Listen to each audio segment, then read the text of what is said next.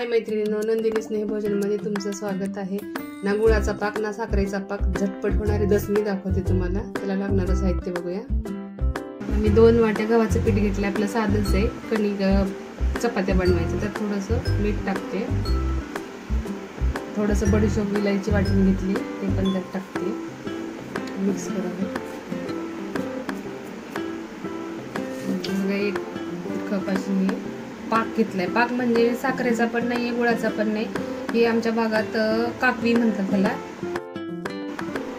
हा बघा, हा पाक आहे, ही काकवी म्हणतात पुण्यामध्ये, आमच्या निलंगा भागात त्याला पाक म्हणतात। गुळ आणि साखरेच्या अगोदर बनतो ते पाक आहे।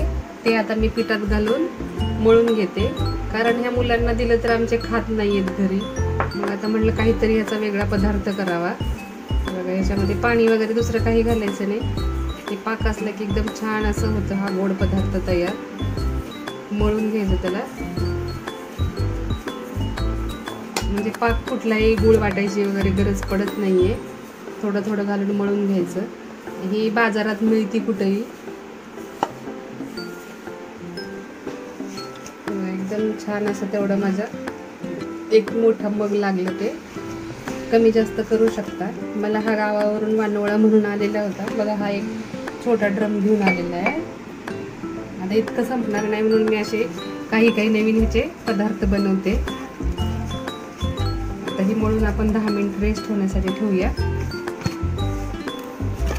हे बघ, एकदम छान असं दिसतं, ते पेड्याचं सारण तयार केलं असं दिसतंय, एकदम मस्त आहे। 5 मिनिटं रेस्ट होण्यासाठी ठेवते। हे बघा, 5 मिनिट झाले। आता मी त्याच्यावरतीच खसखस लावून घेते थोडीशी अशी मळून। ह्याच्यापासून खूप सारे पदार्थ बनवता येतात आणि हा झटपट पण होतो, टिकतो पण 4-5 दिवस। गोड पुऱ्या करता येतात, ह्याचे शेंगुळे करता येतात, मालपुवा करता येतो। मी नेहमी काहीतरी वेगळं वेगळं करत असते।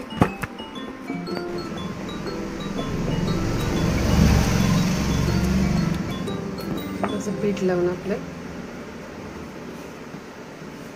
छानसं लाटून, ह्याच्या पुऱ्या पण करू शकता, पण मी हे दसम्या करते।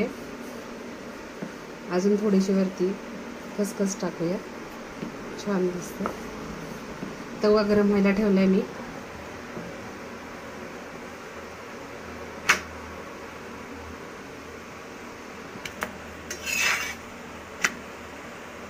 एकदम छान असं सुगंध येतोय।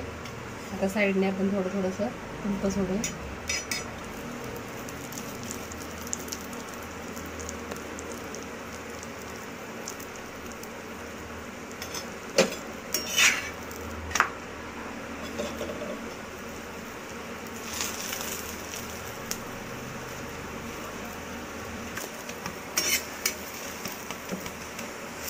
किती छान भाजते वगैरे, आणि एकदम नरम राहतात। गार करून डब्यात ठेवल्या ना, मी मागे 2-3 वेळेस केल्या होत्या, प्रवासात पण एकदम छान होतात, न्यायला टिकतात, टिफिनला देण्यासाठी पण झटपट आहे।